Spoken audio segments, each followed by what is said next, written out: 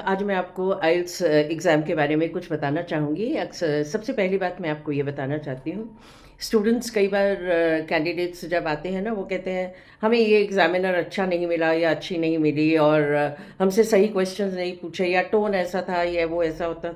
ये भ्रम छोड़ दीजिए। All examiners are rigorously trained. उनकी ट्रेनिंग बहुत ही सख्त तरीके से की जाती है और इस चीज़ का बहुत ध्यान रखा जाता है that there is a standard way of delivering a test. 19-20 का फ़र्क हो सकता है एग्जामिनर में, बट यू कैन नॉट से कि ये एग्जामिनर 0 थी and the other one was a 10।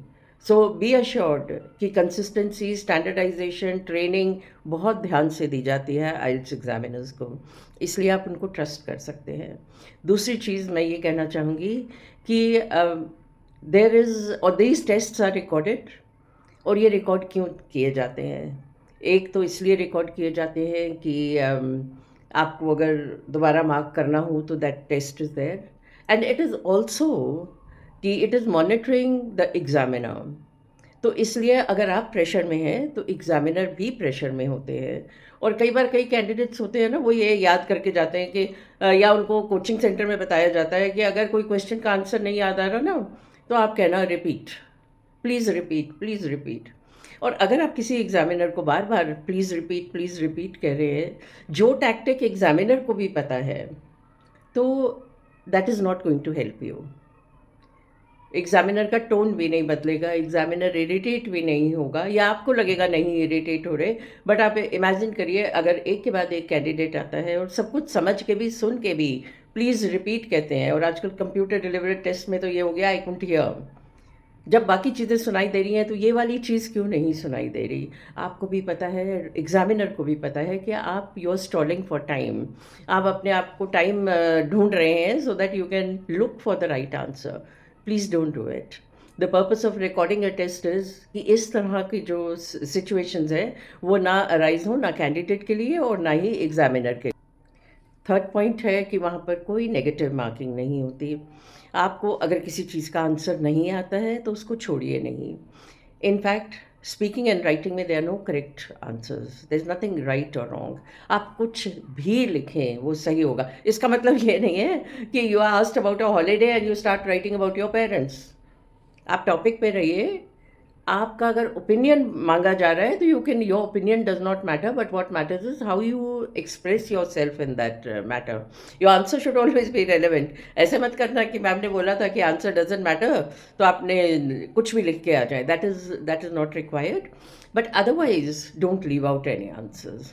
Write anything you know about the topic and that will help you to score. I'm sure all of you know about the official sites and the Cambridge tests. मैं आपको एक अलग reel में I tell you all the official, give you a list पूरी official sites की, so that आप उन्हीं को कंसल्ट करिए प्लीज़, और कहीं से कंसल्ट मत करें। अगर आप वो उसको पढ़ते हैं या उनको रेफ़र करते हैं तो that is more than enough for you. और last point is very very important कि रट के मत जाइए। आपका रटा हुआ memorised response can end up going against you. कई बार, जैसे मैंने पहले भी बोला है, कई बार कैंडिडेट्स क्या करते हैं कि उनको ये लगता है कि हमें कुछ ना कुछ तो लिखना ही है।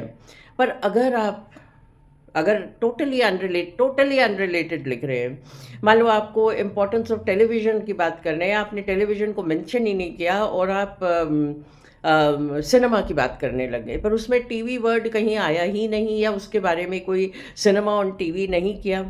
एज एन एग्जामिनर हम ढूंढते हैं कि कुछ तो हो जो रेलेवेंट हो जाए, जो क्वेश्चन पूछा गया है उससे रेलेवेंट हो। पर अगर वो नहीं मिलता तो आप बताएं कि मार्क्स किसके ऊपर दिए जाएंगे। अगर मैं आपसे स्पीकिंग टेस्ट में बात कर रही हूँ एंड जो पार्ट 2 है, उसमें I have asked you about something you bought which you gifted to someone. अब आप उसकी बात ना करके आप एक हॉलिडे की बात करने शुरू कर देते हैं कि आप स्विट्ज़रलैंड गए थे, वहाँ पर बहुत सुंदर सुंदर चीज़ें थी और आपने कुछ नहीं खरीदा या उसमें से एक चीज़ खरीदी। अगर आप इतना बोलते हैं और अगर एंड में भी आप बोल देते हैं that you gifted it to someone, at least कहीं से तो वो जुड़ रहा है ना। पर अगर आप वर्ड गिफ्ट यूज़ ही नहीं कर रहे तो उस पर you can not be marked on that. So please don't memorise your answers, अपनी कॉमन सेंस यूज़ करिए। जो क्वेश्चन पूछा जा रहा है उसका आंसर दीजिए। So these are small tricks if you keep in mind. और प्लीज़ मैं आपको फिर बार-बार कहूँगी कि शॉर्टकट्स मत लीजिए। If someone is telling you, suggesting कि आप ये याद कर लें, ये वर्ड्स याद कर लें, इनको कर लेंगे तो आपको मार्क्स मिल जाएँगे, ऐसा नहीं होता। The examiner is not a fool. Thank you so much.